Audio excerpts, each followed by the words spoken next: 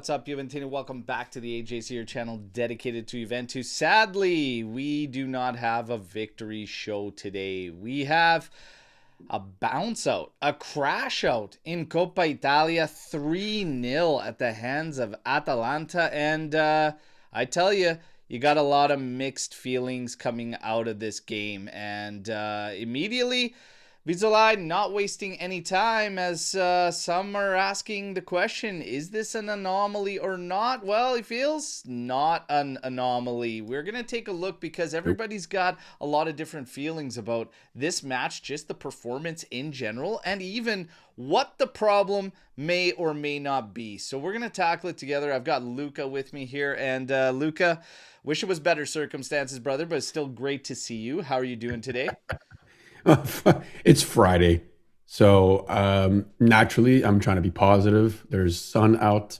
But god damn, it's like a kick in the gonads when you got to start talking about a 3-0 loss. It freaking sucks. That game literally was a kick in the junk. That was a kick in the junk. And I mean, we're not going to waste any time. There are some light headlines today. Some positive news, and then again more plans for the future and everything that we will take a look at. Okay, but yeah, let's not waste any time, get into this game and kind of look at everything in the aftermath, because it is a little bit scattered in this match based on fans' feelings and whatnot as to how it went down, and even some of the words that we were hearing from Spalletti and some of the players, Gleison Bremer, etc. So let's not waste any time. Let's get into it. Ciao, ciao, everybody that's in the chat. You guys drop a like while you're in here. Subscribe to the channel if you're new to the channel, okay? And we are not far off from kick giveaway, okay? So going into the Lazio matchup coming up this weekend, yeah, right after that, we got a couple kits given away, but you got to be subscribed to be entered. So good luck to all. Now, let's get to this one. You got to start off with that starting lineup. And we saw the projected going into that, and we had several changes that were going to be made. You know, you had Perin, you had Gatti, you had Cabal, you had Miretti in there. You had McKennie on the left wing position. It looked like there was going to be quite a bit of change. And immediately what went through my head was, oh my God, are we setting ourselves up for what went down against Monaco in Champions League? But then you get to what Spalletti actually did. Very minimal change. Essentially brought on Federico Gatti at right center back, pushed Kelly to the outside, moving Cambiaso up to the left wing position in this 4-2-3-1. Little bit of a hybrid still. Still plays out very much like a 3-4-2-1, etc. But that's kind of where we were at. So that told me, with the majority of your 1A lineup still in there, Spalletti was taking this thing still serious and still was looking to advance. Did you get those vibes from that lineup, Luca? Oh, 1,000%. I mean, if it was the predicted lineup, I would have definitely been in agreement saying, okay, he's lightening the load a bit. You know, it's a Copa game. He's kind of giving a bit of rotation, just like that Monaco game. But, you know, we see that lineup 5 minutes, well, 5 minutes, about an hour, 45 minutes or so before the game. And you're thinking, oh, this is not a terrible lineup. This is probably our A lineup, you know, albeit Yildiz being out hurt. So definitely seemed like he wanted to go for it all. I didn't go into that game thinking, oh, he's going soft on this lineup at all. Yeah, it's, I definitely got the same vibes. Like, he's going after it. This was very minimal set of changes in dealing with Yildiz's absence, and even talking about rotation ahead of the fixtures getting tricky. Lazio at the weekend, and then we know we go into a Derby d'Italia, then Galatasaray. But still, nonetheless, you know, it looked like this is a lineup that you're going to get after it in this game. Now, let's go through highlights before we break things down really, you know, intensely. But 19th minute, you get a long throw from McKennie. One hell of a throw-in, I must say. Chico Conceição battles against Aonor, who we should have been picking on all game. Okay? We should have been Stinks. picking on all game. This guy got got sent off early for Atalanta in their last match, forced him at 10 men and to struggle through to survive in a goalless draw. Chico steals it right off his feet. I got to give Carnesecchi credit on this one. He was on it because he was anticipating or getting beat to a side, and he was all over it. Chico is going to take heat for not putting that one in the back of the net. Okay? Yep. So you have a couple things at play. Yes, Chico needs to find a way after you strip him there to, get some done. The biggest thing about this one is being ruthless. Kefren Turam was standing there to his left, staring down an open cage when Carnesecchi pumped forward right behind Aonor. You have to have the wherewithal in that position of the highest efficiency, the highest effectiveness rate, whatever, to get a goal. Is it you beating him and shooting? Is there a teammate in a better position? Like, we have to be more ruthless. That was a damn shame. Okay? But again, you kind of have to take good and bad because that whole thing really started from him stripping that defender, and a better defender doesn't even lose that ball in the first place, right? So it's like one of these things where Chico's hard work is what even gets you that in the first place. Yeah. And then he's not prolific enough to figure out how this thing ends up in the back of the net. So you have a lot of things at play there. And to be honest, it's like that throughout the entire game, it felt like. 40 seconds later, Chico again. Hey, again, it's him. Again. He's beating his guys, doing everything right, gets a wicked shot off, bar and out. So you add on top of this, he's a little snake bitten, especially the last game too. So you have a couple opportunities he should be burying over the past couple games, and you have somewhere he's a little snake bitten. So, nonetheless, we're going to talk about Chico. Don't worry. 21st minute. This is a nothing play. Okay? You have Bremer rolling down the sideline, essentially cutting off this play. It's crossed in. Nobody even thinks twice. There's no lobbying for calls. There's nothing. The play moves on. You go to your VAR review. Nobody knew what it was even for.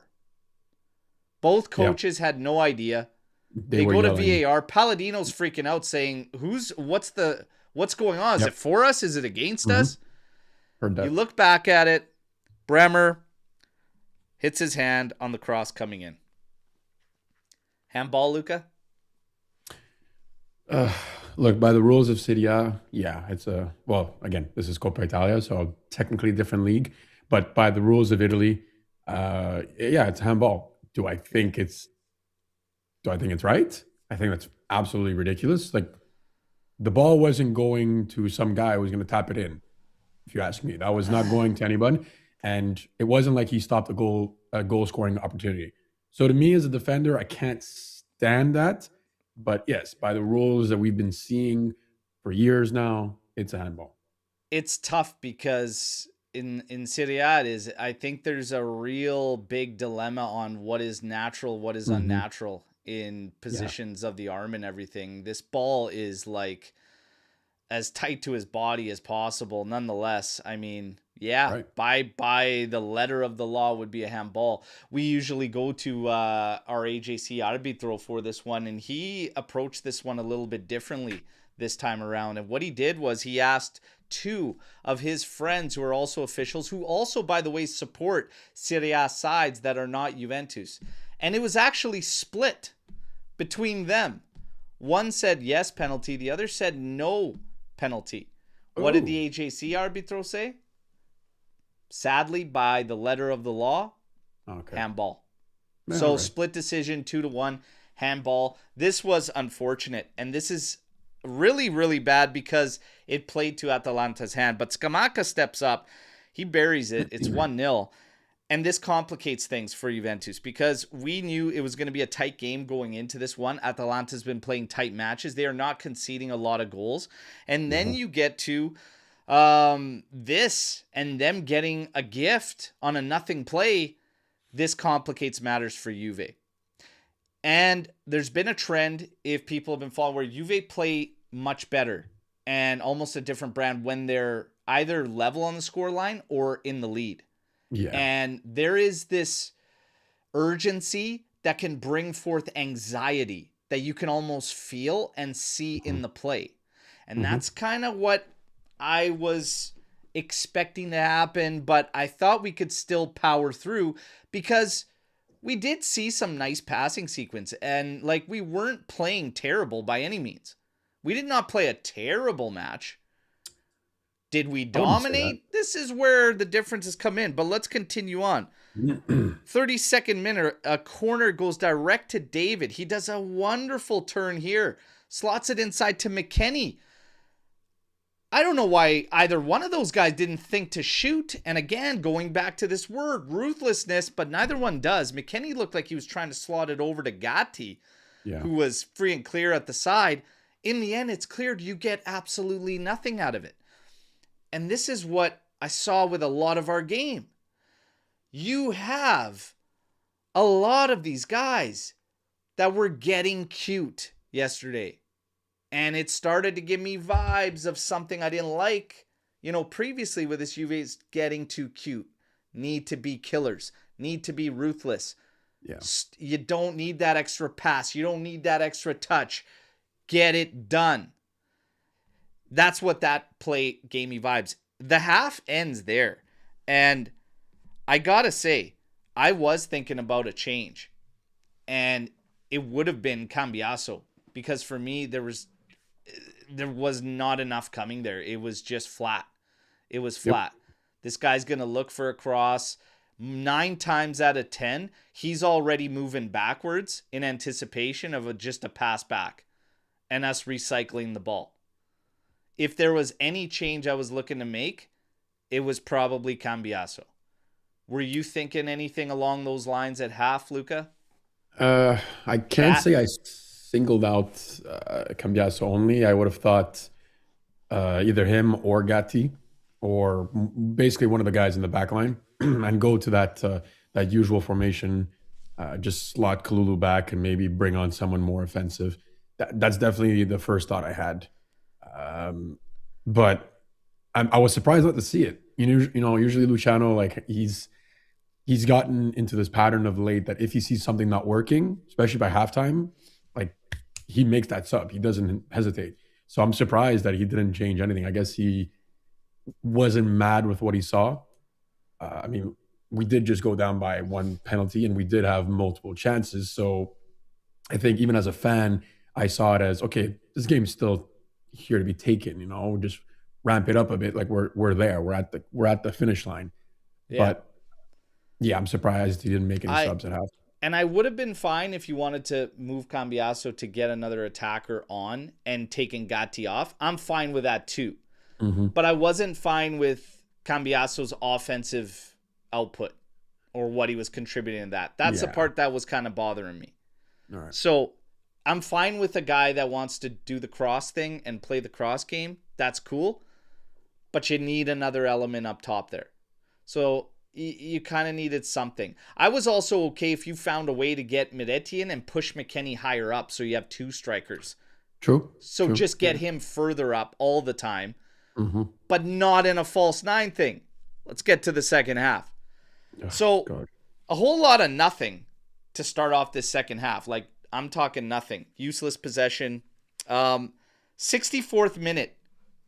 Jeremy Boga comes in for Gatti. This was surprising.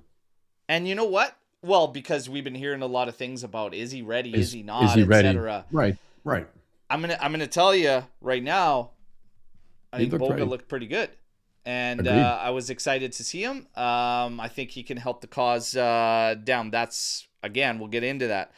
66th minute.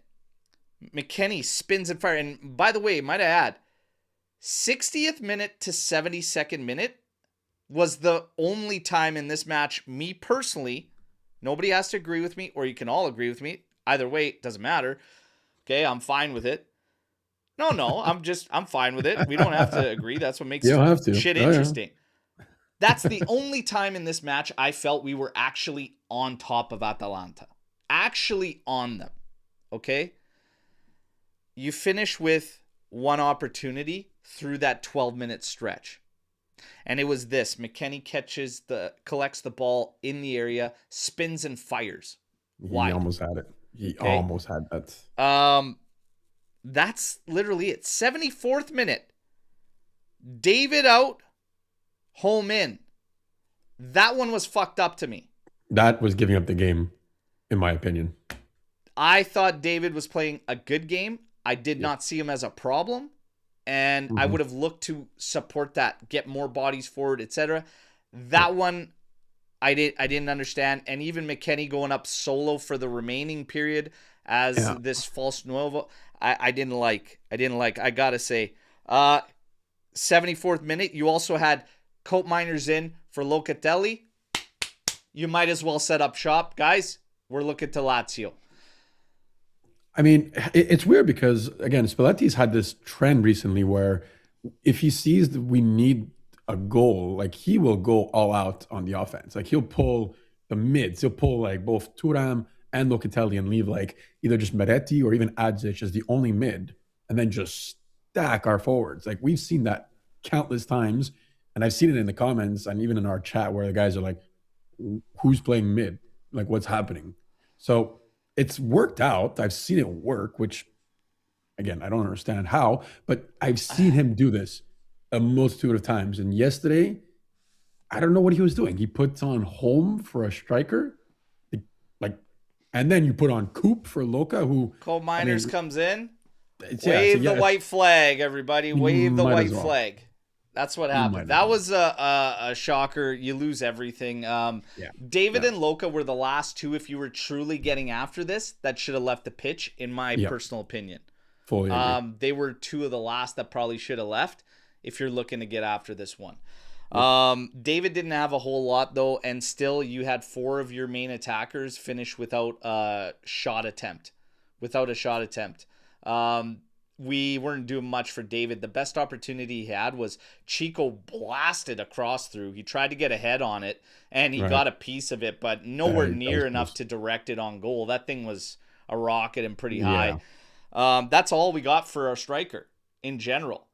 McKennie got his opportunities while there was help still on the pitch for him. After that, it's a whole lot of nothing. Just trying to hold up, trying to do a job that he hasn't done in a really long time. Last time McKennie played false nine is a long time ago, but I feel like we left a little bit out there. Nonetheless, after these substitutions, after that period of 12 minutes where I really felt we were on top of Atalanta, not much to show for it. Bellanova coming up the right flank, harmless play, puts a ball in behind our defenders. Dear God, man, Kalulu just takes a couple steps, break as if he doesn't know that Sulemana is there, taps it in, 2-0. Perrin also looked like he could care less on that play. Like, I don't know, like all of it just looked really lazy. I don't even know. 2-0 there. 80th minute, Zhigrova comes in for Chico. 81st minute, Openda in for Cambiaso. A little too late. It's too late. I mean, it's too late. What are you doing? At that point, 84th minute, Bremer tries a long ball. And I got to say, not the strongest game from Bremer. One of the softest performances in his Juve tenure, I'd have to say. Long ball intercepted. They run back at us, and it goes to Pasalic. He takes a shot. It deflects through the legs of Kelly. Perrin's standing. It's side netting. 3-0. They literally buried everything they had as far as chances. Like, that's why it feels hard done by, because honestly, they did not generate much of anything. They had 4 shots on target. Yeah. Like, they get 4 on target. One's a PK. Okay. One's a PK. And they finish with 3 goals. Like, it feels hard done by probably for fans, But I'm going to be completely honest. I don't think it's a hard done by feeling. I think there was a lot left to be desired from Juve in this game. And again, Yeah, big time. we'll break it all down now in full. The stats. Give you the stats. We'll look at the ratings, but then we'll get Luca's takeaways here, and then we'll get into some of the discussions in the aftermath. 58% possession, it finishes in favor of Juve. 13 total attempts for Juve, 8 for Atalanta. They had 2 big opportunities in this game. They scored 3 goals, 1 off a PK. Juve finished with 4 big chances created. I'll be quite honest. You shouldn't have even calculated 4 big chances, and they were all in the first half. So, again, we're gonna get into this in the aftermath. McKennie's turn in the second. You might, if you want to consider that a big chance, okay, I'll give it to you. That probably gets you at like 3 still, okay? And, but nonetheless, we're splitting hairs a bit here, okay? And that's okay too. That's okay too. But here's your ratings. On the back side of this one, Perin 6.3, Kalulu 6.1, Gatti 6.5, Bremer 6.1, Kelly 6.4, Locatelli 7.7, Thuram 6.7, Conceição 6.7, McKennie 5.6, Cambiasso 6.6, David 7. Maybe playing into the fact that if you want to take anything out of the ratings, the 2 highest guys were subbed. First subs. Were 2 of the first subs made in this game. It could be argumented, same way like Gatti, like they got off and they missed out on all the shit show that happened afterwards, because that's when we technically fumbled it. But yes, we definitely can make the counter argument of saying Luka's our best player rating wise, and you took him off with still like 20 minutes to play. Like what was the idea there? Well, let's get into it. Your thoughts on the back of this game. What was your thoughts on this performance? Because as I said, you have fans feeling like, we're hard done by, and you have other fans saying, I don't think so. I don't think so. I'll agree with the second. I think this was just a right out loss. There was nothing to look at here and say, oh, we were unlucky. Like if we would have lost by that PK, it's a completely different discussion. We could say what we want. We argue that the offense is not good enough. But in this game, with a 3-0 loss, it's not about the offense not being good enough. It's about the offense not being good enough. Our defense, faltering when they didn't have to falter, and our mid being absolutely just inexistent at times. So it's a full team loss, and it goes even to the coach. So this, call it what you like. To me, we weren't hard done. We just lost. That was a pure loss. You take it on the chin and you get the hell out of there and start training for the next game. Because this feeling that this was a good performance and we were unlucky, is not resonating with me, because there's a lot of shortcomings that we have coming through in this.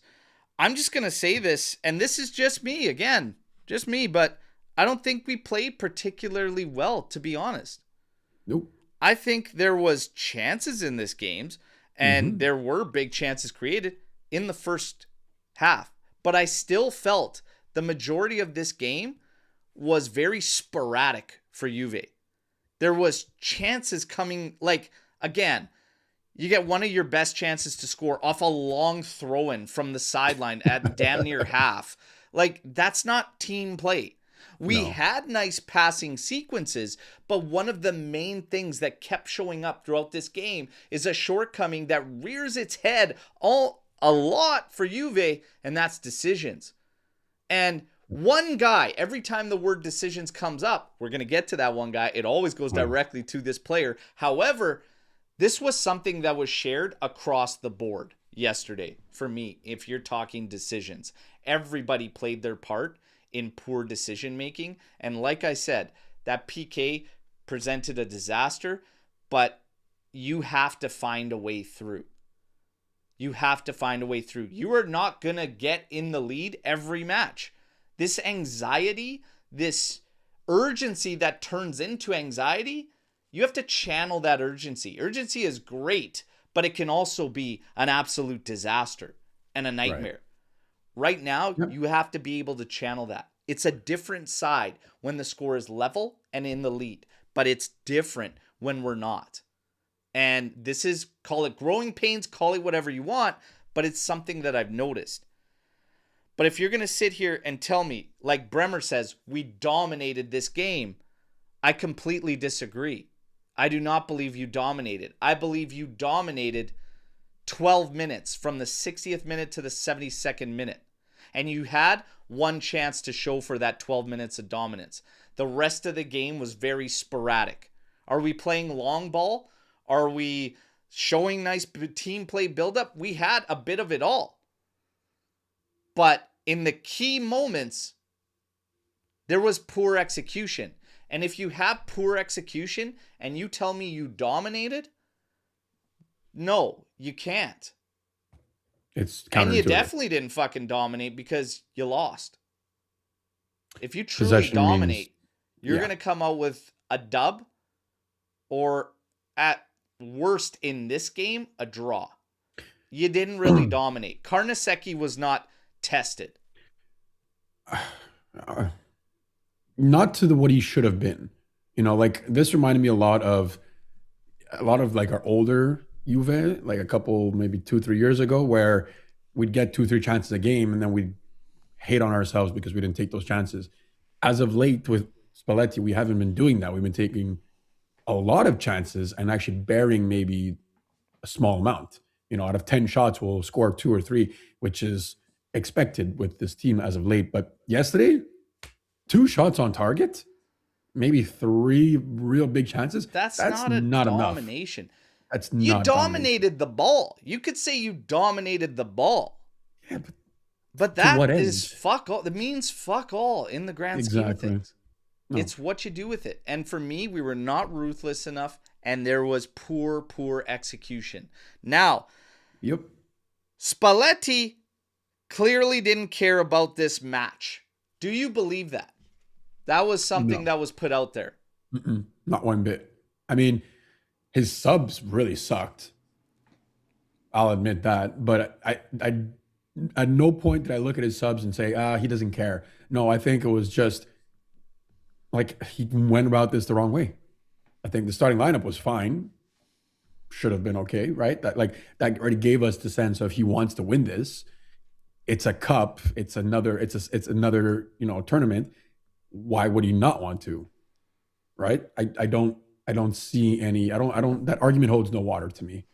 I disagree based on what he did with the starting lineup. If he truly didn't care, he would have taken a similar risk at maybe Monaco 2.0 going 100%. down, and you would have seen more rotation. I agree. So I'm not buying that. So people trying to say, oh, that's why you saw those subs, because he didn't really care that much and he's looking to Lazio. It's bullshit. Because it's not the first time his subs have kind of seemed off. Yeah. But this one, the subs, they felt off. I understand what he did in the starting 11, making those decisions. That's as minimal a set of changes as you can make. That shows me, though, his fear and trust in the bench options. It's bad. I mean, his first sub was Boga, and the guy's been here for maybe 6 minutes. What does that say about the guys that have been here? Shagrova subbed in the 80th when you're down 3. Correct. Openda, same thing. 81st minute. And I'm not talking about performance or talent level, etc., whatever, but the signs are there for me of what Spalletti believes he has in bench options. He also spoke to this after the game. And he almost reiterated everything I said in my recap in a different way, because he literally talked about the bench options. He says, your team will only go as far as the collective takes you. You all train together. It has to show up together on the pitch, essentially. And right now, it almost feels like Juve has a 1A lineup, and that's it. It's like you take one cog out of there, and it all goes to shit. Obviously, Kenan Yildiz is a massive cog to have in there. Okay, he is not just a key cog. He is your main man. Right. He is your most effective attacker, by far, bar none. But the drop-off can't be to this point in terms of effectiveness in the final third. You He know, I'd can't argue, play every single matchup. I'd venture as far to argue now that if, let's say, in a couple weeks from down the road, you know, like Yildiz can't start and we do have Boga starting, even if it's for 60 minutes, I could see that still being pretty decent. I just feel like now, let's say, winter market, if Yildiz wasn't there, we had like Chico can't do it on his own. I think it's safe to say. We've seen it time and time again. He gets close, but he needs the help. So, I mean, maybe in a couple of weeks we'll talk differently. But right now, you're right. Without Yildiz, it's bad. But now here's one of the things when we talk about Spalletti. I feel for the guy. I feel for the guy in a sense that I do feel the depth is not to the level desired. No. But at the same time, I think the subs were still just off, didn't make sense to the game. Yeah. But I'm not going to go all in on Spalletti. I'm not going to fault him. It is what it is. Yeah. Here's where I get a little bit pissed off, though. He might be putting his faith in the wrong guys. Okay? And I'm not going to say that this is going to change things or that this game wouldn't have ended up in the same way. But I'm going to say that I don't see anything changing with this faith in Cambiaso that is being shown. And for him to be your solution up there with Kenan Yildiz being absent, I'm not so sure is the best guy to put that faith in based on what he's shown, not only since you got here, but dating back to halfway through previous season. I get it, Spalletti, you got your favorites, you love this guy. He is not rewarding you. He is adding very, very little, okay? One chance created from Cambiaso in 80 fucking minutes of play. And he went down like a sack of potatoes on that play. There was that incident there. There was talks that should be a PK. I believe he just went down way too easy. Is looking, the arms were around him up top there, but my God. I just don't think there was enough there. And Fabry was staring right down it. VAR is never going to intervene because he's staring right at it and says no. Ain't no way. Listen, in 80 minutes of play, he had one chance created. Boga surpassed him in 5 fucking minutes, and the guy just got here. Okay? Like, the creative flair or whatever benefit we were getting of Cambiaso has completely disappeared. Okay? Yeah. It needs to be studied. The drop-off from a 23-24 season where this guy is in discussions amongst the best in his position and role across the top 5 leagues to now where he's like a liability borderline. He's adding nothing to the team. He's on people's to sell list as number 1. Spalletti had an obsession with him even before he was our coach. When he was coaching national team, he was the only Juve player getting called up. And he was the only one getting minutes consistently. And at that time, he was actually still decent. So I get that. But now, I don't know. It's like his obsession with Di Lorenzo in the national team. Like, it was a liability, but he kept playing him. So I don't know. There's something there. We're not seeing it. The drop-off, it needs to be studied, but this guy, putting your faith in him as the attack solution probably wasn't the call. Probably wasn't the call. These are just my takeaways before I get to positives, everybody. Don't worry, there's positives coming up. There's always positives. Somewhere. Just bear with me. let him vent, guys. Colt Miners. Oh. I am one more social media post about a relaunch from absolutely losing my mind with this guy. Okay? He has been bringing less than nothing, okay, to the midfield. Less than nothing. Okay? He is way behind the benchmark. There is no end to this drought in sight. And it's a huge issue that continues to follow this Juventus, but there are no alternatives to Locatelli to run and operate your midfield. In the summer, these two things need to happen, in my opinion. Coat Miners needs to be sold at whatever. Say goodbye. It's failed. It's done. I am done with Coat Miners. Number 2, you need a Locatelli alternative at bare minimum. Someone that can operate and dictate and control the midfield. If you find somebody better than Locatelli, bonus, okay? But those two things need to happen. The next time I hear about a Coat Miners launch, it needs to be him on a rocket to the fucking moon. I saw that coming. When you said launch, I'm like, yep. I mean, what are we still doing putting him in the mid? It hasn't worked. Forget the drop-off of Cambiaso. Someone needs to study this drop-off because this guy was like player of the year like a season ago. Fantastic production with Atalanta. God. Fantastic production. The juice. I wanted us to sign him. I would have never guessed it'd end up like this. But wanting to sign a player doesn't mean you need to stick by him wholeheartedly through some of the worst showings I've ever seen. Yep. I would have never guessed it would have gone down like this, but he has been beyond abysmal. So bad. Like it's like we literally got his ugly brother. Like I'm still trying to figure out what happened.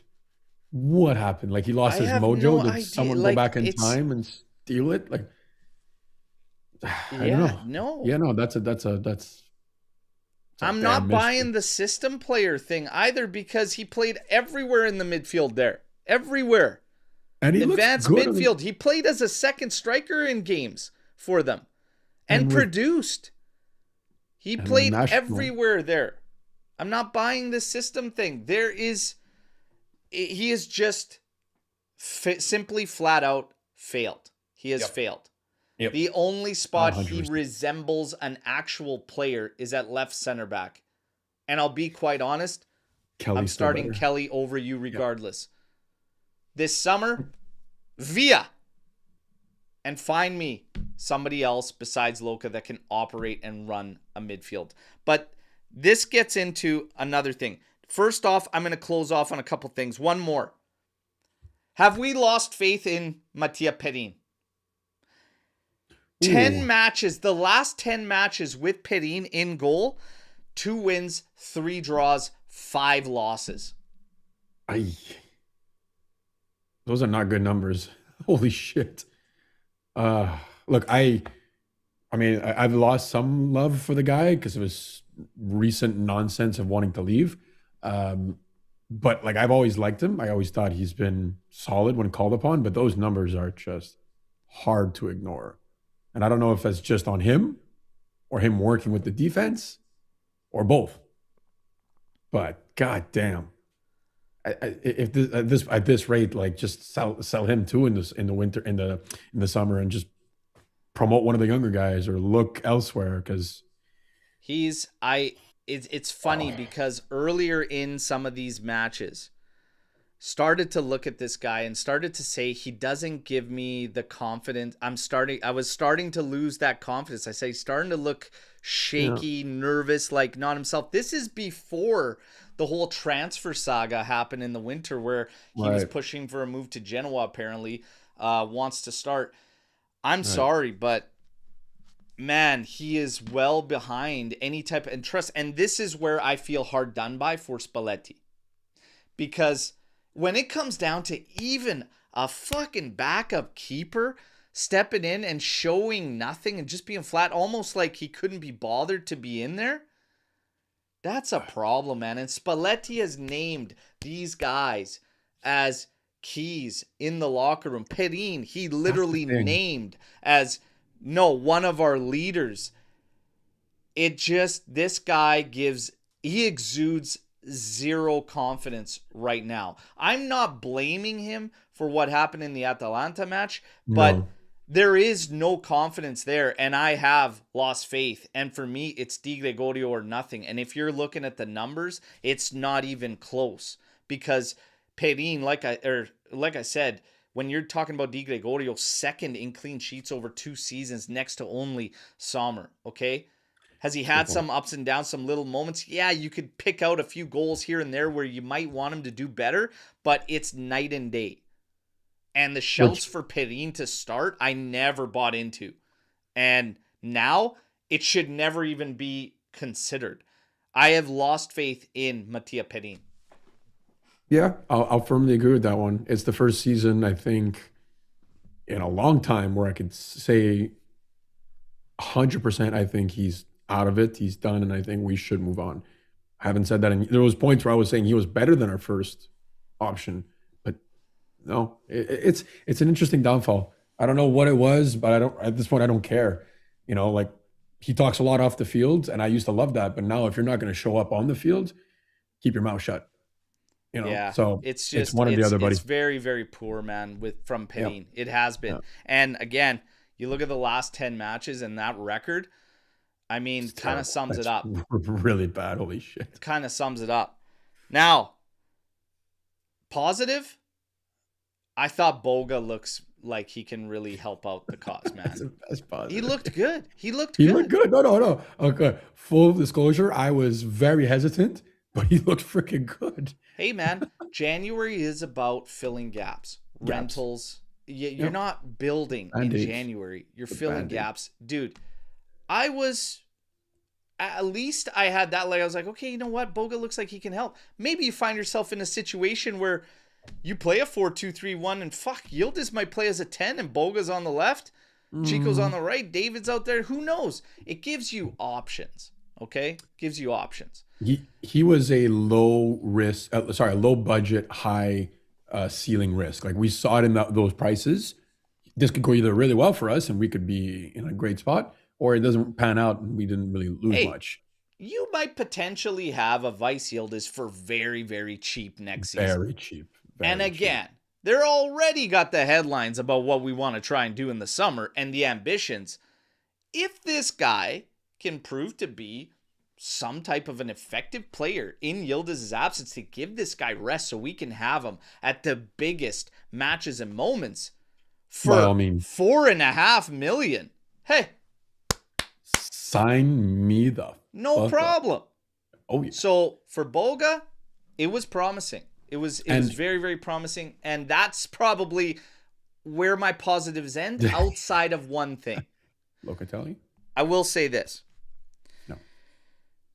This feels like stage 1 to me. And this might not sound like a positive. It is positive. It is positive for me. Because we have been through so much turmoil and we've been flip-flopping and fans didn't know what to think over a 5-year period, okay? But here's the thing. You have this constant transition. You have this lack of stability in a management situation, and you have players coming in and they're failing, and you have coaches failing, and you have all this. This feels like stage 1, and it's a good thing because you have a coach that has actually changed the way they play it for the better. It is still for the better. That result yesterday, even if it isn't an anomaly, it doesn't erase everything he's done. Yeah. And Spalletti has still succeeded because we are now at stage 1. Stage 1 is identifying who needs to stay, who needs to go, where you need to improve the squad, who forms your spine, and you move from there together. Regardless of skepticism, optimism, whatever, it doesn't matter. You have a managerial team that has been built, that is in place.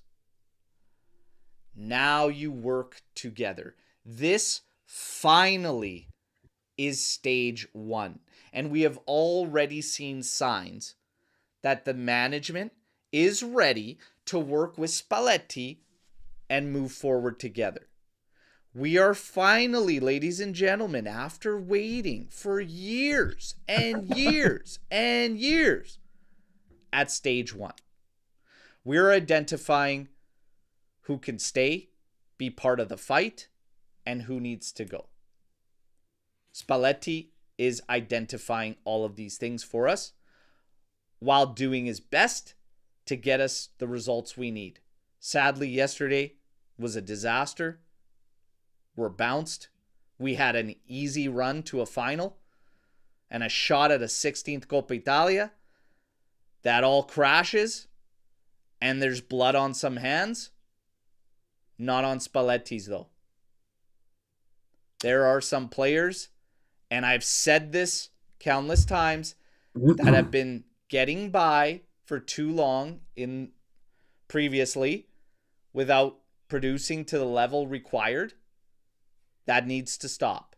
Even if losses need to happen, you need to keep things rolling. Guys can't just simply get by at Juve. So now we see, but we have officially hit stage 1. Do you agree? You know what? When you put it like that, it does completely make sense. Because if we look backwards, we look hindsight, we have tried multiple times to restart this engine and we never got past the ignition. That phase 1 has never happened. We've always seen a little bit and then it just dies. So yeah, it's never been a commitment at some degree. Like you either haven't committed to players, you haven't committed to coach, you haven't committed to you had a board dismantle. Like it's never been stable, right? I mean, there's some things I don't love. I still think Kamoli has a lot of things he needs to work on, but it is phase 1. I'll give you that. Is it a project? Everyone knows I hate that word. No, it is not a project. Cycles in sports. There are cycles. The project. Juve's never a project. We're not a science project, okay? But I mean, J Medical was. That's an experiment, yes. Listen, it's a cycle, okay? You are in an era, but cycles, they need a little bit of time to mold. And I've said it. Trust the process. We've heard that before. This is the first time with Spalletti I actually feel you could trust the process. And that's from a guy who has personal issues with Spalletti. Like I've never liked the guy, etc. But you can't deny what he's doing. And I'm willing and I trust. I trust the process and let's let it roll. Okay, let's let it roll.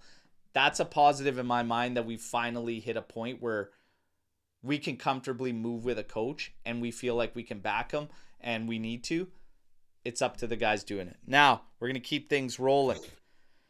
Holy smokes, man. There's a lot to get into. Decisions. Spalletti comes out and talks about the decisions. We're all wrong today.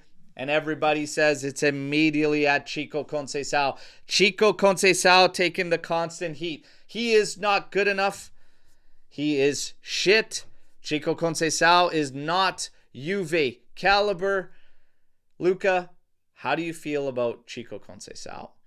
Talk about that performance. Talk about him as a player. Where are you at? The love of God, people. He's 24.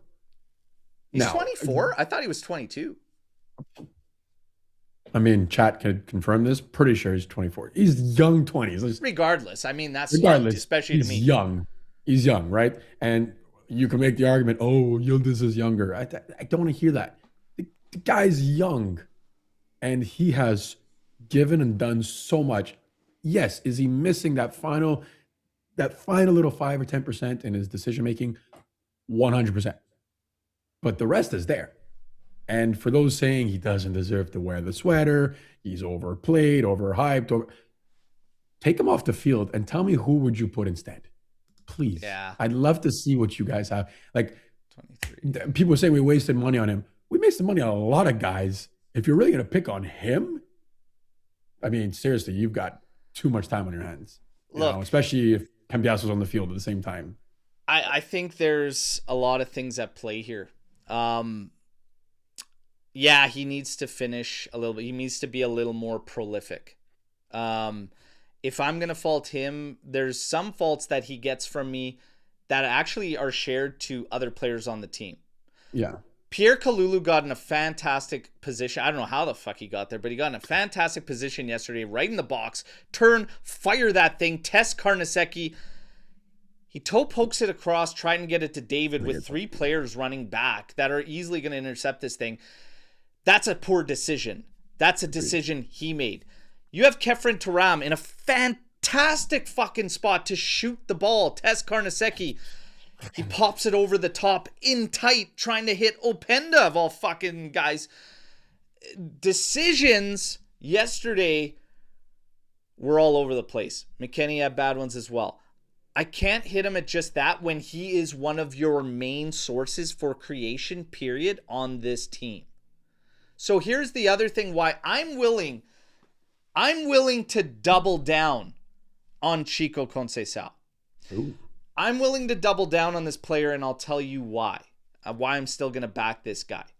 Because last season, his decision-making was far worse than it is this year. Oh, that's true. That's far worse. And I was told that can't be corrected. You can't correct that. You either have it or you don't. His decision-making is better.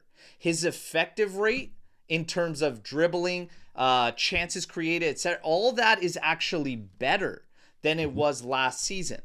The problem is the one thing, being prolific. That's the one flaw he has. And when I look at this and I see that he's snake bitten on quite a bit, and yes, he does have some he needs to finish. This guy, I'm willing to bank on him because he has everything else going for him. But remember what I said, and this is something that he needs to sort out, and he needs help from coaches, management, etc. Urgency that he has that, what's his face, Zagrova doesn't show an ounce of. Oh, yeah. Urgency can turn into anxiety very quickly on the pitch, where you start to flip, you start to do too much. When you start to do too much, your decisions start to falter. You need to harness Chico Conceição and realize that, man, the more moments that you have that are effective, that have some type of production at the end of it, either the right pass, the right cross, the right shot, all that, you ramp that up, which I believe he's already taken a big step from last year to this year. That's fine. People are talking about time. We don't have time. Bring somebody fucking better. Zagrova ain't it. He's talented. Everybody could see his talent, but it means fuck all if you don't work hard. He doesn't work hard for the team. Fast team plays die. There is a reason Spalletti is showing no faith in this guy. No trust.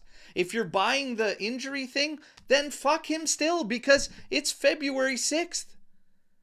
I don't have time to watch guys get paid to be at Juve, to wear their shirt, that are injured. Why'd we even sign this fucking guy then? Because it was a low price? Because you couldn't wait 6 months to land a pre-agreement and take him in on a free if you want to take that chance? You need fucking players now. So, would I rather have time for a 23-year-old, 24, whatever the fuck he is, that's already shown improvement from one season to another to continue to work? 23. Or do I not have time for all these other guys who can't fucking produce or show any sign of life off the bench? My frustration right now is more with these guys on the fringe than it is some of these starters. I'll be quite honest. Spalletti is fucking damned if you do, damned if you don't almost. But Chico, I'm going to give it a little bit of a leash, because there ain't nobody surpassing him on that side. The one argument you have is when McKennie plays there, acts as another attacking striker, and you have Miretti in the game. But Miretti himself has also had the highlights and the lowlights. Yeah. So you take and give. I do not believe Chico is an unusable player. And he is not on my to sell list by any means at Juve. I'm going to That's all agree I'm with gonna you. say. We said we have to say whether there's going to be a lot of people that are going to disagree. I can already see it in the chat, Hey, and and I that's know cool. That's that's cool. fine. To each their own. I agree with you. I think we're picking the wrong fight, honestly. Yeah. We can agree to Onward. disagree. We can agree to disagree. Okay? Here's the thing. I've got some comments that have come in from fans, etc., and some things. Juve fans overrate work rate and underrate output. Overrate. I mean,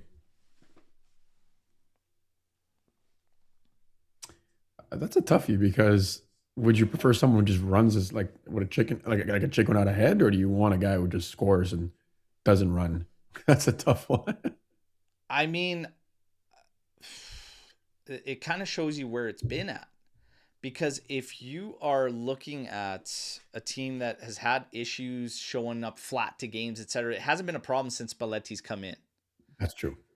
And maybe that ties into Burgess and some fitness, whatever. But it feels like we start games on time. Feels like we're engaged. We're locked in. Which for a while was never the case, right? Yeah. But to say that you overrate work rate, I don't feel that's necessary because that's a bare minimum. So I don't think you overrate work rate, but you need that all the time. And I think Chico Tijagrova is a perfect example. If you're telling me they're on the same page as work rate, it's not even close. It's not even close. It's night and day. That's, and if we're talking about Chico earning his keep, because I see it there, you can't sell him for anything but a loss. He's not doing enough to earn his keep. You feel the effect when he's not on there. And yesterday you would have had even less opportunities than what you finished with if he's not on the pitch. oh, big time. But I agree he needs to be more prolific. But I don't agree that he can't figure that out. So that's where I'm at. It's like I'm not completely disagreeing with the Chico criticisms. Yeah. I just don't feel that it's dead in the water to where it can't be elevated because decision-making has improved. Now, in talking about work rate, I don't think you can overrate it. It's a bare minimum. It's very important. If you're talking about underrating output, no. God, no. Everybody is under the microscope at Juve. Mm-hmm. Every player has been under the microscope and will constantly be under the microscope. You don't underrate output. The thing is that it all comes together. You're not going to get that output without the work rate. 100%. We're not a fucking Galacticos team. We're not going to tiki-taka the shit out of teams and just walk right into goal and score tap-ins. Like, if I'm looking at this team, we're not ugly enough. We're not ruthless enough. We try to be a little too pretty. Yeah. No, it's like previously, like again, this is a new issue because with Spalletti, we're kind of reinvigorated. Before it was like, can we get these guys to run? Now that they're running and we've got guys putting their heart, sweat, blood, and tears into the game, now we're being nitpicky and saying, oh, well, his numbers aren't great. He's not producing well. Throw the stats out the freaking door. At least the guy's hustling and he's creating so much more than you think. Like when Chico and Yildiz are on the flanks, the other team almost has to double up on one of them easily because if one of the defenders is liable, that's an easy in for us. So when you have both, it's a cakewalk for us. We've seen that. We have threats on both sides. Now, when only one is there. Here's the thing. And Dells, I'm going to clarify this because you're missing the point. It's not about ugly playing. We're not ugly enough because we're not ruthless enough. We're too nice. You take that extra touch, take that extra pass. You need to be ugly. You need to be aggressive. You need to be killers. You don't have that. Everybody is making the wrong decisions. Part of that is being ugly, being selfish, being ruthless. It's got to all come together. If you want to talk about an ugly player, Mandzukic. Mandzukic was the epitome of an ugly player, a guy that would do the grunt work, that would kill himself for the cause, that found goals out of that. You don't have that guy right now because they're all trying to play a very pretty game. Lichtsteiner, another great one. Ugly player. Kill himself for the cause. Found a lot of contributions because of hard work, too. Yep. Mandzukic, the epitome of hard work. You can't overrate hard work. You need it. If you're talking about underrating output, no. You can't underrate output either, because here's the thing. You need the hard workers. You need those ugly players that kill themselves, that bring that. Because there's contributions to be found through that. However, when you're talking about output, that's where your star players come into play. That's where your skilled guys come into play. That's where you're looking for the output. Yildiz output, great. Fantastic. Yeah. David, finally picking up output. But still probably down on where it should have been because of such a poor first 10 matches before Spalletti came in. Yeah. Zhigrova, output, skilled player, sweet again, fuck all, guys. Not one assist, not one goal. Sweet fuck all. One great cross into McKennie where the rebound was slotted in by, I believe, Openda. Yeah. Yeah, that's not even an assist. No output from a skilled player. Chico Conceição, output issues. However, not as bad as your other skilled players. You just got Boga in. Boga might actually pass Chico for contributions. The way he's going, maybe. Well, he didn't get one yesterday, but maybe. It's a possibility. Spalletti, hey, it is what it is, but I don't think you could do one or the other.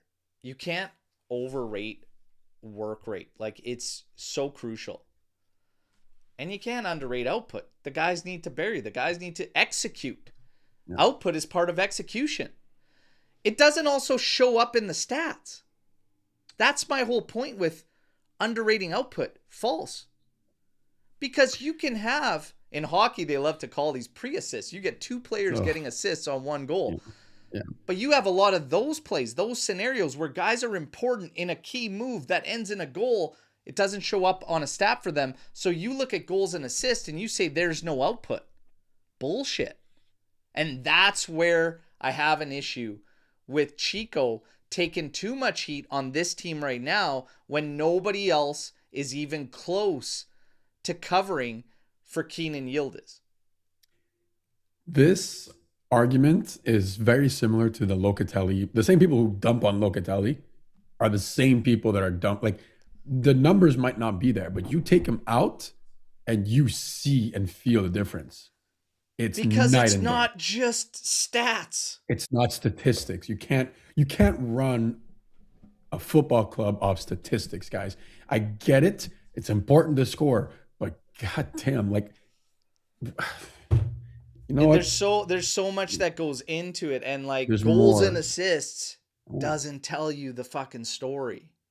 And you're right on the Loca, because that's what it was for years. No goals, no assists. No, it's like, well, take it easy because he gives you the freedom to fucking operate as you will. I've got this next one's interesting. The biggest missing piece isn't striker. It's a midfield. This was coming in from, guys, I'm taking this. It's not me. This is from fans. The biggest missing piece isn't striker.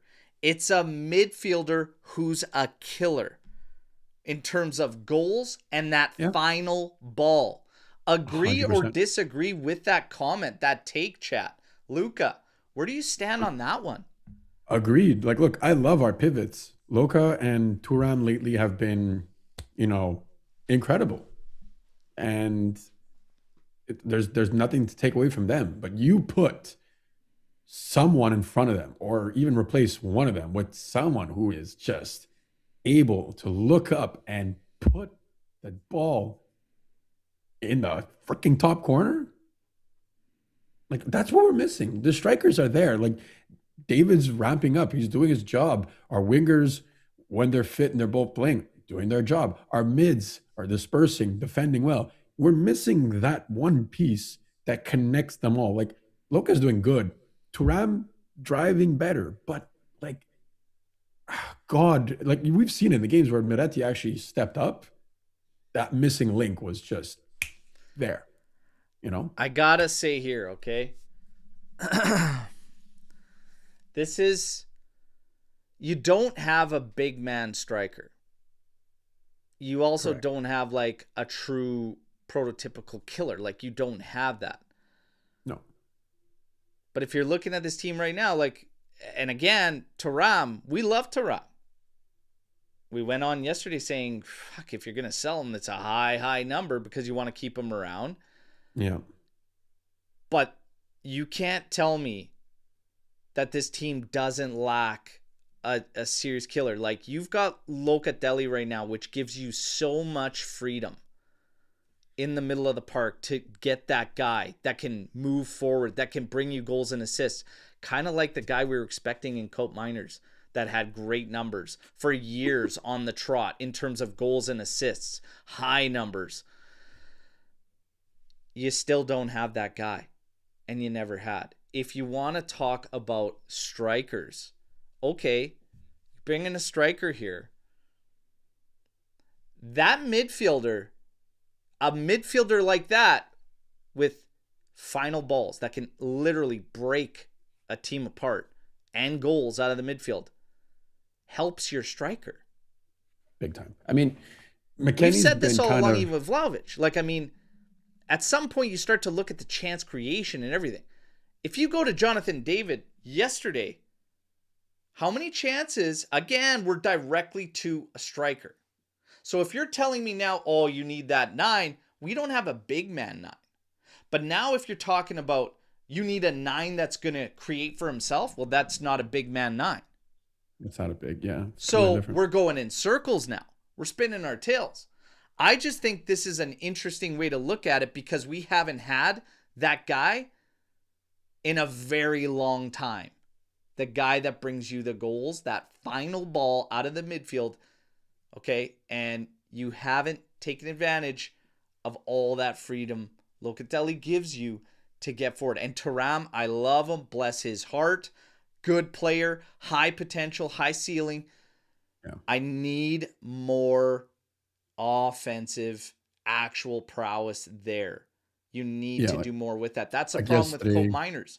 Mm, There's nothing there. He's supposed to be this guy, but he steps in there. He drops back further than Loca. He drifts off to the flank. He's not even thinking about getting up there to get a final pass in, an assist, a shot.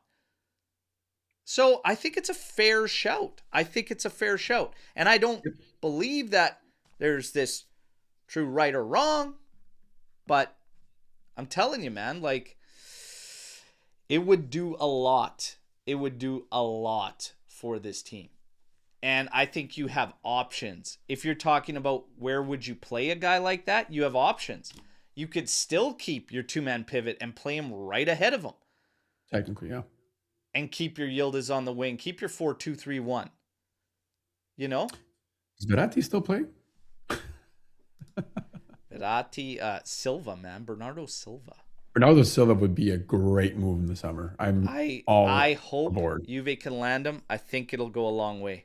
You guys, we'll go through the headlines and then we have some fun. And then we're going to get to storm the barn.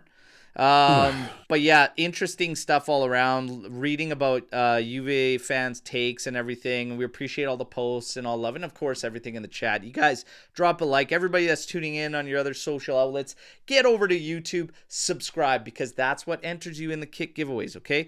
Here's your headlines for today. We're going to get into this. McKennie and Juventus have a verbal agreement on a renewal, okay? So they have a verbal agreement according to reports, and these surfaced yesterday. Today we see more confirmations that there is a verbal agreement in place. That was what was expected, okay? Okay. Silva Tonali and Frank Kessié are the three that Juve have at the top of their list moving into the summer. Okay? Bring me Bernardo Silva. Bring me Bernardo Silva on a free. If you can make a move and land Tonali, fantastic. Does Frank Kessié push the needle for Juventus? No. Fuck no. You don't think so? Could he be a guy that could maybe help out as a defensive midfielder in Locatelli's absence and kind of help operate there? I mean, look, if we're talking about how he was in the past, sure, I haven't seen him play. He's not like a true operator. He's more of a bruiser. He's a bruiser. He's a Matuidi in the modern day. But he's got a little bit of everything. Like, he brought some goals to Milan. Like, it's like I haven't followed him, since that's Milan. I haven't followed him since. I don't know how it's been going for him here. Guys in the chat, you can help us out, like, if you've been following him. But the Kessié one, I'm a little bit okay, but obviously Tonali, I'm not going to say no. Bernardo Silva for me is a free agent signing Juve has to go in on, okay? Yeah, that you freaking jump on it. Schlager. I'm not talking about a beer, but Schlager is leaving Leipzig. Juve is in the mix for him as well. Okay? So, let's see what goes down. These are the headlines circling. So, the game plan seems very, very similar to what we were hearing in the winter that Juve is working forward to. Silva, Tonali, Kessié. For me on Kessié, he's the one I'm kind of like, I don't know about. The other two, goddamn. Let's get it done. Listen, we're going to get into some good stuff here now. Have a little bit of fun. It's time for Luca's challenge, okay? Luca's the boot guy. Luca with his retail background, dealing in soccer shops, football shops, and dealing with Adidas directly. Okay, he knows his boots. I've never seen anything like it. I've seen these challenges where people can name these players off their hair, their eyes, or their mouths. That's easy. Nobody does it like the feet guy. Luca like the feet. Let's go, baby. Okay? Party noisemaker. Listen, Luca's record so far, he only had one blip. He's 8 out of 9, okay? It's fantastic, and I've never seen anything like it. Today, I have 3 for you, okay? So Luca's going to start this off. When I show the picture, it's crazy that he can, first off, identify the boots, okay? So he's going to identify the boots first, and then he's going to take a shot at who this player is, okay? All right. So we're going to start off with number 1. Number 1, right here. Okay, it's a bit blurry, but that should be the Mercurial Vapor from Nike. I think that's the 11, Vapor 11 or Vapor 12. And that should be Alexandro. Are you fucking kidding me, man? What? Boom. What are you? What? Oh my God. It's a toughie because it's a popular boot. I have no words. Oh, this is going to be... All right, so this is Nike Hypervenom Phantom. Technically, it's the finish model, which is the low cut. This is the Phantom 2. Probably going to be Higuain or Mandzukic, but I'm leaning Higuain on this one. Dude, I'm still going to give it to you, man, because that's insanity. Goddamn. The only two guys That's insanity. And I promise you, Ibrahim and all that, he ain't, there's nothing shown beforehand. No, there's nothing, guys. There is nothing. I want this guy to fail because I don't believe it. It's insanity. Oh, goddamn. I can't even see. Oh. It looks like the Puma Future 7. And I see pink. This is this season. It's McKennie. You got to be shitting me, man. You got to be shitting me. I didn't even show him the type of boot. I showed him the face of the boot. That was a toughie because it was the front face and it's the same color. So that's a toughie, but still. Dude, you're 3 for 3 with the final one. I have to step this thing up. I've gone to crazy depths to get this one. There's not even a boot on this son of a bitch. Oh my God. Skanga? It's gotta be. Holy shit, you nailed it. What the hell? You even got Skanga without the boots.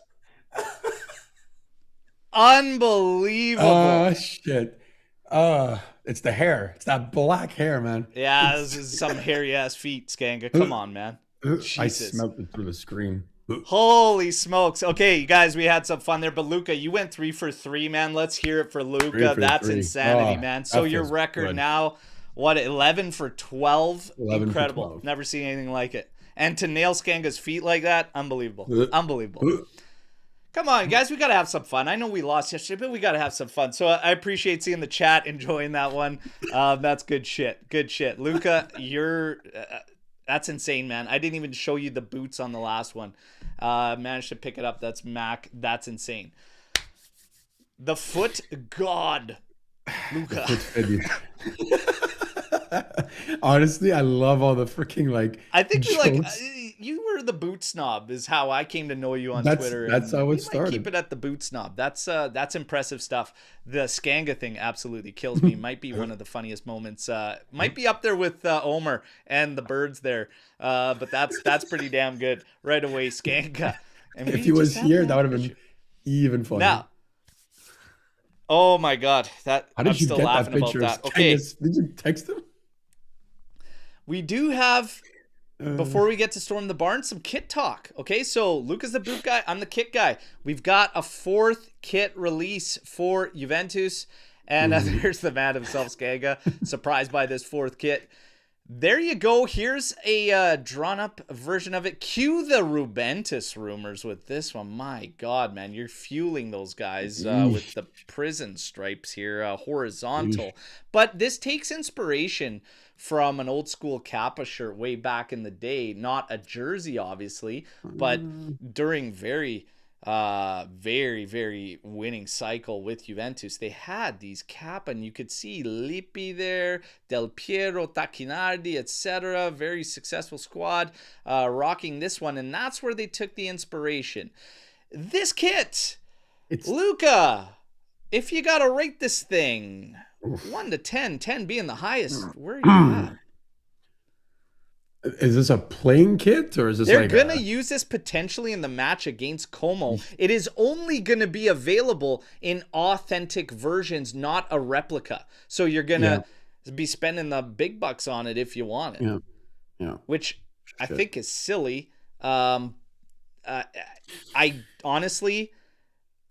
I mean, there's a big difference to the inspiration they took with the stripes are completely different size. They made it smaller, which I actually think is cleaner. But Jesus, the horizontal stripes, man, the hoops, I've never really been a fan of. I gotta give this thing having everything right across here as well doesn't really all your logos. It doesn't break up the kit at all, so it's just hoops. I don't like it. It's like a 3 or a 4, man. We go like a 4.2 on 10. It's now, clean if this was like Alex, a clean kit. Everyone knows I'm a collector, and it probably will be added. He's gonna get it. But that doesn't mean I have a lot of kits because of the collection, and my goal, which is to have every single one from when I started following the team until present. So I'll do it, but it doesn't mean I have to like. I have a lot that I don't like. And this might be one of them. But it's not the worst. It's not the worst kit. Definitely not the worst. Definitely not the worst. I'll say 4. 100%. But I hate that we're fueling all the chihuahuas in the Juventus because it's very prison-esque. You're gonna see that with an AI jail cell in the front. Oh yeah. Just prepare yourself, Yeah, it's and everybody's saying it. Edgar, looks like a prison uniform. And by the way, shout out to Edgar, because we were so into the conversation in that moment. I didn't get to highlight this, but had a fantastic quote, about stats. Stats are like bikinis where they hide the fundamentals. All right? They show you a lot, but hide the fundamentals. Great stuff, Edgar. Great stuff there. We're going to be I keeping like that that. one in the mix there. It hides the good stuff. Yeah. Now, let's get into this. Storm the barn. If positions were reversed, we would never get that PK. It's shameful rules that only apply to the Bianconeri. Amici di nessuno. Did you get those vibes on that PK? Do you think it would have been... I feel Not like on that, that if one. I'm going to be quite honest here, and listen, I'm the guy when it comes to Amici di nessuno. I feel like that is the one that is pretty damn near consistent with Yep. these guys. Hmm. You know? Like, I'll agree with you, Bert. I'm usually very, very on that train of like, it's everyone against us. Like, Yeah. a lot of people give me shit for it, but you know what? That's a clean one. It's not like it was a tackle. It wasn't like it was controversial in any sense. It was night and day. You see it hit his hand. It's a question that comes down to the rules. Is that considered a handball by our rules? It is. Plain and simple. Yeah. So So I'd have to say that I disagree with Pino, unfortunately, on that one. That I think we would get it as well. I think we would yeah, get it as 100%. well. Mm-hmm. I'm calling it now. Dusan this summer will be Rabiot 2.0. He's going to expect every big club in Europe being crazy about signing him and then really hits him. I can see him come crawling back. Do you see a situation where that happens, where he thinks there's going to be a bunch of teams interested and maybe he doesn't get the numbers he wants? I feel like he might give in eventually on salary, Yeah. but No, I still think he'd move. I still think he would leave. He might not get the same salary as you said, but I could still see someone signing him for, let's say, 8 mil a season. Like I could see it happening. Even a low, like if we're being serious, a mid-tier, even low-tier Premier League team could afford that. So like, it's not unexpected or unheard of. yeah. So yeah, I could still see it happening. I'm going to go back to this one, Alex. I will show you some He of the ones does. I don't Those are the like for ones, kits. guys. The giveaways are the ones he doesn't like. That's what you're not understanding No, here. no. The giveaways are all beauties. That's What are we true. talking Actually. about? For Dusan, I actually feel like this is a bit of a weird situation because, like, if I asked you this question, do you feel like it's shitty timing that we bring in Spalletti? We do a lot of things better in terms of team play, and chance creation is overall up greatly. Now would be the time to see if Dusan could actually like cut it to a level where we're happy with and maybe make a move at. Do you kind of get those vibes like it's a shitty spot for us that he's going to be back a month and a half, and it might be done and decided anyways? Is that enough time to see him with Spalletti? But I feel like it's an opportunity we might be missing. And I mean, number one, he is a different option to definitely Openda and even Definitely. David. Yeah. I feel like it really sucks because maybe, just maybe, you might have found yourself in a situation where Spalletti can, with the chance creation going up, get things rolling. I don't know. It's something to think about, but a lot of people have already written the book that it's time to say goodbye and he's going to walk away on a free. And this is a difficult situation for Juventus because I said, you've already got that happening with Vlahovic. It's expected he's going to leave.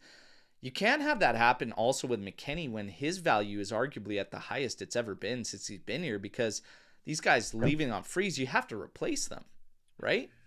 100%. So I feel a little weird that we're doing better things in terms of team play and everything like that, and you don't get to see if this guy can also be at the level while that's happening, because for years we weren't happy with our team play and everything like that. And one of the arguments for Vlahovic is that he gets very little actual service to do damage. So I do stop and think like, man, would he be getting more opportunities? Would he be bagging more?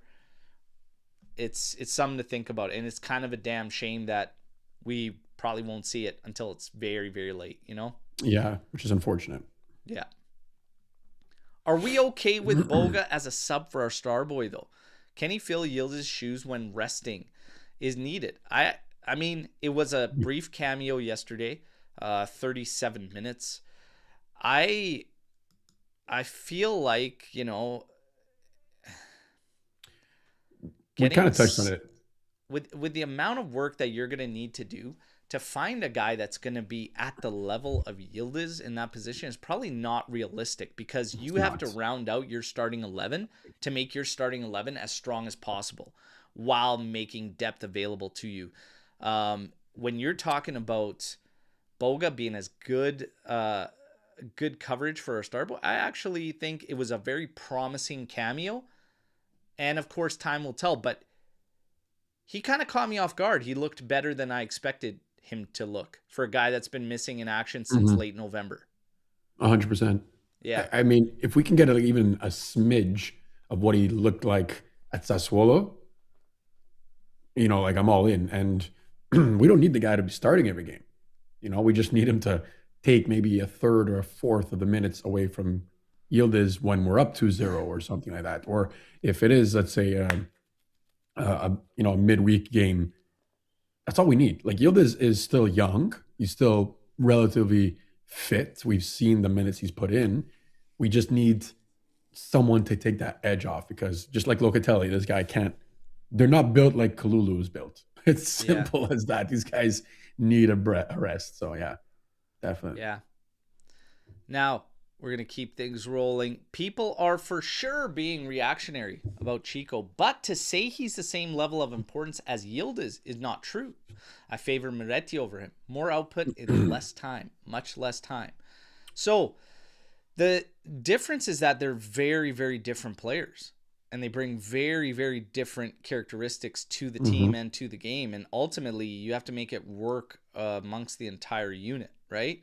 I wouldn't put anybody on our team to the same level of importance as Yildiz. I wouldn't put anybody on that level. But I will also say, when Chico's not there, you feel it.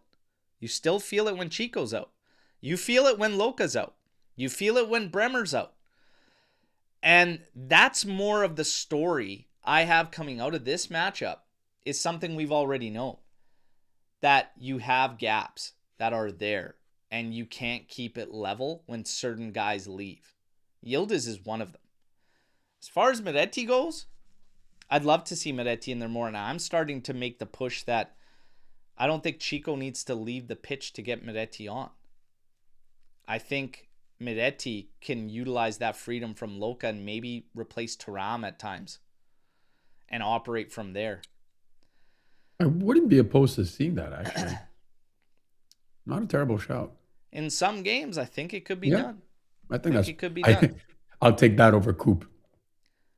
I would take. I've been a little under the weather. I'd take this box of fucking tissues over Coop. Okay. Hey. And I need those when I watch Coop because of fucking tears. I was gonna say, when else do you need those? Maybe easy. Easy. Maybe Kalulu. Can teach him a little about finishing, huh? Hey, is this a reference to Kalulu in the with the new misses? Are we just gonna let that one hover easy into the stratosphere? Just take it easy. I'm gonna let that one. I'm just gonna right over my head. Just let that one slide. Okay. Do you think it's a wise decision spending most of our budget on Tonali and bring in free agents and market opportunities to fill out the squad? I'm not so sure, knowing our strength is the mids. Interesting. Do you think it's a wise decision spending the majority of the budget on Tonali, Luca? I feel like we have this question every transfer window. It's like, do we put all our eggs in one basket? And the answer I always have is no. Like, one guy is not going to solve all our problems. We need center back, full back, a replacement for Loca, an attacking mid, another winger if Boga doesn't really pan out, and possibly another striker. Like, that's a lot of positions. And if Perin leaves, that's another goalie. So I'm not going to say put 80 million into one guy. Like, I don't even care if it's Sandro Tonali. Like, he's a great player, but he's not solving all these positions. So personally, as much as I would love that move, I don't necessarily think it's the best. I think what it comes down to is how close do you believe this team is to where you need them to be to start bringing the trophies home and competing on all fronts properly? I don't think we're that far off. To answer this question, do I think it's a wise decision? Yes and no. Because it depends on those free agents and who those market opportunities are to fill out the squad. If the free agents are to the level of Celik at all the positions we need to fill, and you've brought in Tonali, I'm not going to be happy. What's wrong with Celik? If you're landing frees like Silva, if you bring in Senesi, I could get away with that. If you also add like Muaremovic on a very cheap move back return. Those are all, that so makes you get sense. some of those pickups. Okay, great. Striker. Who is your striker? What is your budget at striker if you're spending 90 on Tonali? Because you're going to need help there. Yeah, like that Colo move seems likely in the summer now, since he's probably going to go back to PSG. But, I mean, that's expensive. So we were asking, what, 60 last time? I can't say that, it could be a wise decision depending on who those market opportunities are, you know, and their levels. So it could be. Could also be a bad decision if they're not to the level overall. Correct. We'll see. Goretzka and Brandt also free in the summer. Thoughts? Ooh, I would take Goretzka in a second. Always liked him, but I don't think that'll happen. Correct me if I'm wrong, because I'm not 100% on this. Has Goretzka not had physical issues lately? Like, again, I haven't been following him, but year? Yeah, I feel like he was on and off. He was out for a while. Yeah. I mean, I'm not I'm not opposed to it. I'm also not crazy about it. If I'm talking about Brandt's an interesting one. I think I'd keep him in the mix and still look at other alternatives. But I mean, they're names that should be in the mix, in my opinion. Juve should definitely at least be monitoring those situations. We all know that Luca loves players' feet, but do you know why Sandro is his favorite? Because he loves Tonali. Sandro Tonali. Forza Juve taking a stab at Adam Khan's game with the jokes here. You know what? I appreciate the effort though, so I'm gonna give you a yellow. Just a yellow. Because I appreciate it. Sandro Tonali. Massimo coming in here. Look at this photo, man. Looks like a bad guy from Sonic the Hedgehog. Should we be looking to recruit armless defenders going forward? Mas. Guaio. Ma che cazzo dici? Oh my God. What we should do he wants his mustache back. Here's my thing. Why don't we kick these new fourth kits up a notch and make them straight jacket design with the hoops, and then you've topped it off. Insane / asylum for prison uniforms, okay? I do find the rule bullshit as a defender my entire life. That's just another thing we need to worry about. And I find that absolutely nonsense. But what are we gonna do? It's part of the game. They need to adapt. Yeah, Forza Juve bringing some from Paolo Non Molo, our favorite character who is keeps his identity under wraps. It's actually switched that account, to be quite honest. But the intention from the Tuscan coach is to sign a 3-year contract, which will be his last stint as a manager and leave football as a winner. We all have heard the reports. Juve and Spalletti working on the extension. Juve doesn't want it to be as inelegant as just a 1-year option that kicks in because we qualify for Champions League. They want to lock in with him, especially with the players' feelings towards this coach right now. It's expected to get done. Considering the difficulties we face getting in a decent 9, would you give him the 10 million He wants to keep him over 5 years. That's 50 million. Not bad if he can deliver. We're talking about Dusan, I assume. I would assume, but it's a lot of money. Man, here's my one thing I'm going to say to this. I need to see him in here with Spalletti's game. I need to see him in here with Spalletti's game if I'm going to make that decision. And to be honest, what are the alternatives? Who are we spending on, and where is it going, right? There's two caveats to this. What are the other options? And how does he do in Spalletti's game? I need to see that first and foremost. Here's my automatic response to that, and it answers your questions, Bert.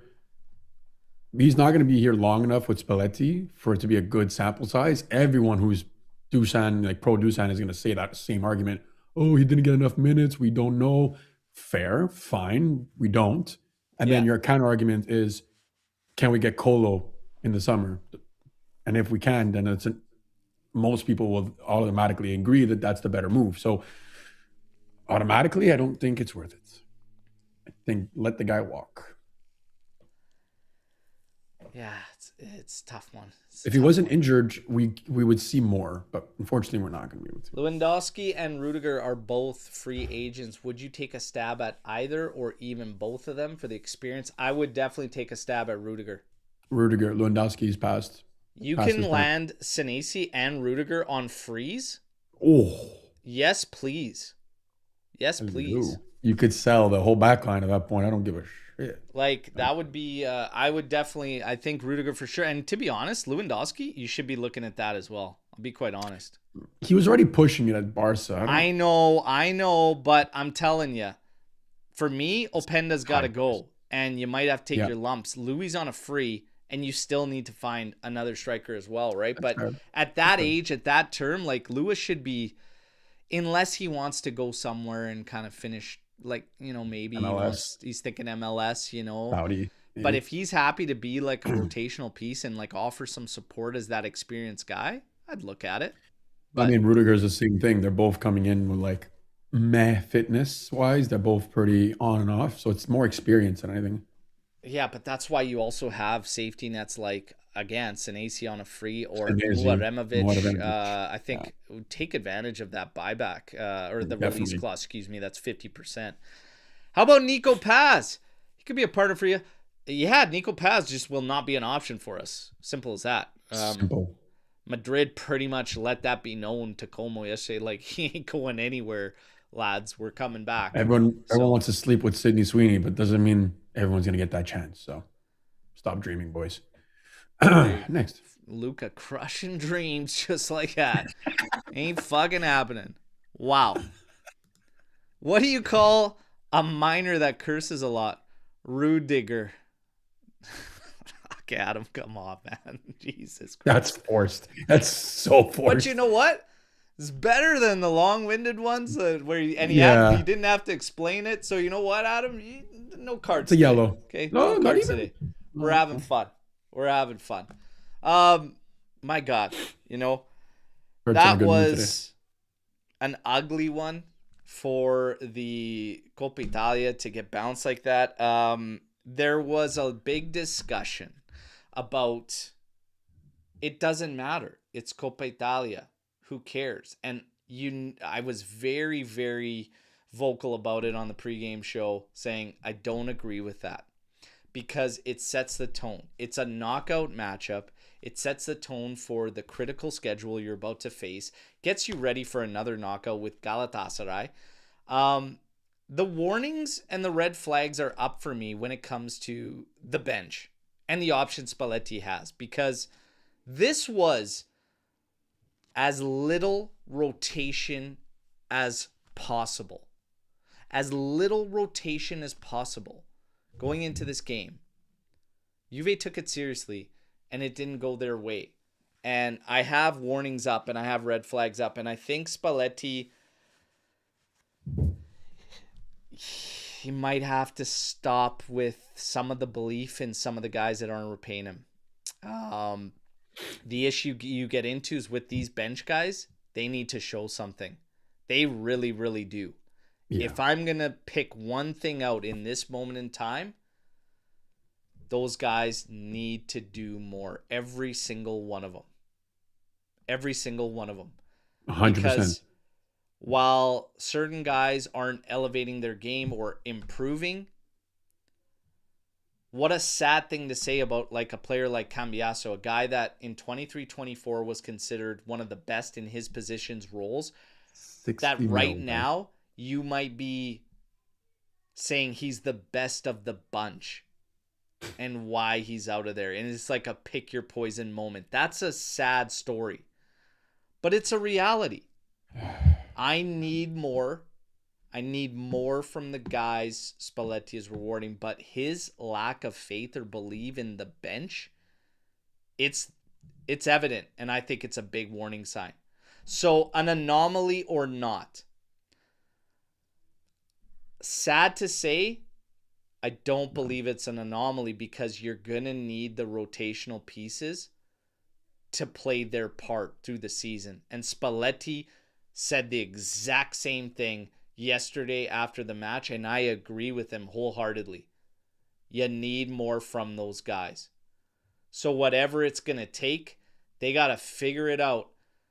But you can't just get by at Juve. That's my closing thoughts. Luca, anything to add? I think you said that perfectly. No, you need to do more. You know, we're lucky enough that we're at that phase one, as you mentioned earlier in the podcast. We have a base. We're working towards something incredible, hopefully. But we're now going to be on that point of, okay, you've got that 80%. You got to give more because this is not a club where you just coast. So, yeah. No, I'm with you. Echo everything you said. Now, Lazio coming up. This is where it gets interesting. So, Locatelli is a player that could miss the Derby d'Italia with caution in this game. What's your starting lineup look like in that game? Chat, who do you want to see as your starting 11 going into that Lazio match? I mean, you didn't really give rest in Coppa. That's the thing. You're basically you're subbing out. That's the kick in the junk. Is that you went out and you didn't even. Well, at least you rested Yildiz. He's expected to not play against Lazio either. Yeah, that's the thing. So it's not like. Okay, I'll just here I go. The back line. Okay, so first of all, Di Gregorio and Perin. He deserves a shkafalavac. Okay, so Di Gregorio in goal. Kelly, Bremer, Kalulu, Bremer, Kelly. Yep, easy. I'm gonna start that game that way. Okay, 100%. I'm with you. You're starting right or left? Come on, pick a side. Here's my thing. I'm gonna play Locatelli, Thuram. Mm-hmm. I'm going to play Weston instead of Cambiasso. I'm going to play Miretti. And I'm going to play Chico. And I'm going to play Boga. And I'm going to play David. I'm good. I would have said the exact same thing. And I'm going to beat the piss out of them. I'm going to take a lead in the half. And then I'm going to rotate. Now, my only concern is that Boga... he barely had the confidence to put him as a sub, and then he did it anyways. So does he have 60 minutes in him? I'm going to take that shot. If not, put Openda. At least he has the minutes. We know that. Yeah. I wouldn't be opposed to that either. It's not great. There could be discussions around why I'm doing this with McKennie and getting advanced. Take a look at the positions when you have not yesterday because Cambiasso was playing advanced as a left winger. Take a look at the positions Cambiasso occupies during a game when the winger's out there. They're all central and they're all advanced in the area. McKennie, give him the same freedom. Let him operate from there. Get more talent on the pitch. Guys that could produce, because Cambiasso hasn't. I would do that. I would take that stab. And I'd You look to make some changes. Like I said, 65th minute mark and get some rest, some prep in. But you know how I feel, everybody. You get your rest and you prepare in the off days. That's where you take advantage of what you need to do. You got to take advantage on the pitch. This is going to be a bit on the controversial side, and people might disagree with me. I would slide McKennie up. And let's say you can't start Boga for whatever reason.